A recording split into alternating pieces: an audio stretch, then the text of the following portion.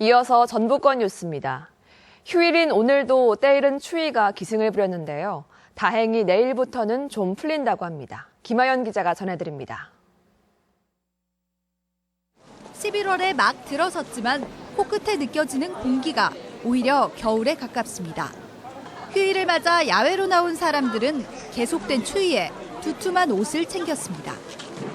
목도리와 방한모, 핫팩까지 등장했습니다.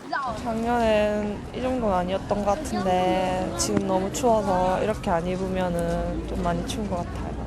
오늘 아침 기온은 지난이 영하 2.6도까지 떨어졌고 장수 영하 2.4도, 임실 영하 1.4도 등 동부 내륙을 중심으로 영하권 추위가 기승을 부렸습니다.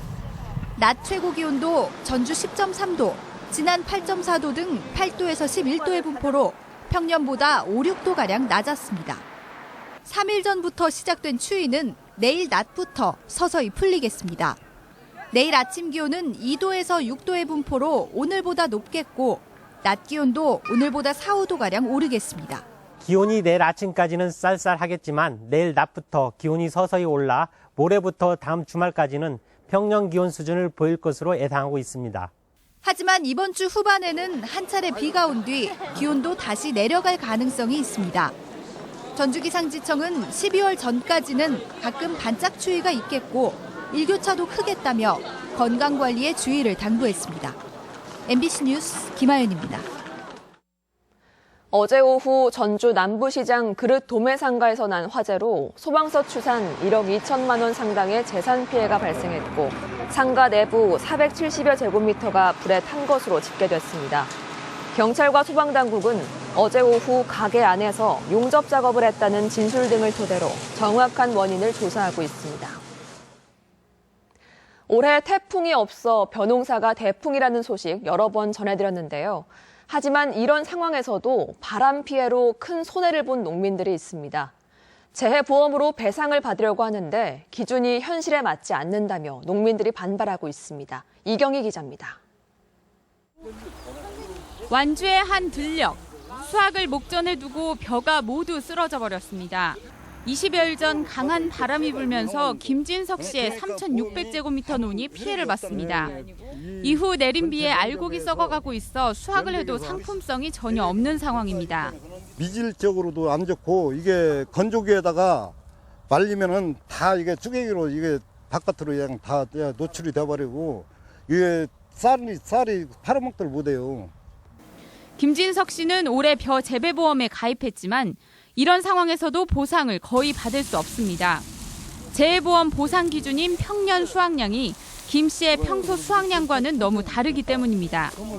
보험회사인 농협이 김 씨의 논이 있는 완주 용진의 경우 평년 수확량을 1000제곱미터당 2,469kg으로 잡았습니다.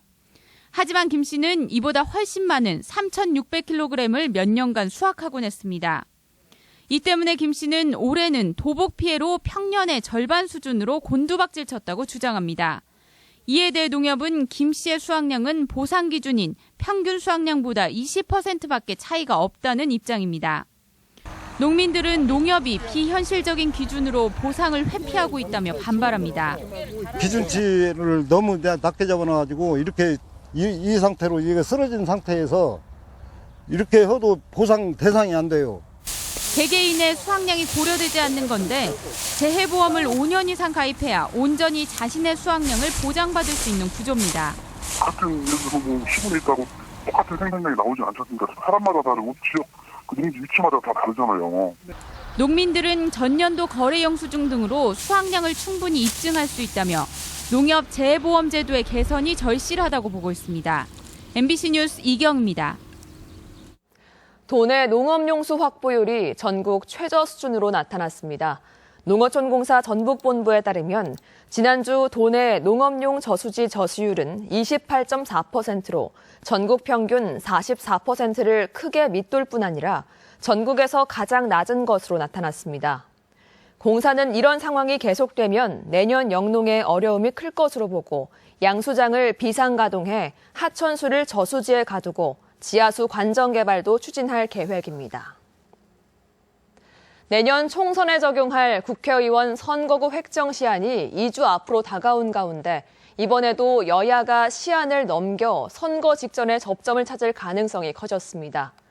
국회 정치개혁특위는 다음 달 13일까지 내년 총선 선거구를 결정해야 하지만 역사교과서 국정화 추진에 대한 반발이 거세지면서 특위 자체가 열리지 못해 법정 시한을 넘길 가능성이 커졌습니다.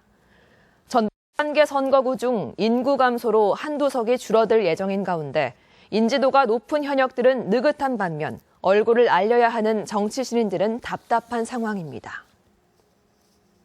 지난 28일부터 열린 전국 장애인 체육대회에서 전북은 금메달 29개와 은메달 27개 등을 따며 14위를 차지했습니다. 전북권 뉴스였습니다.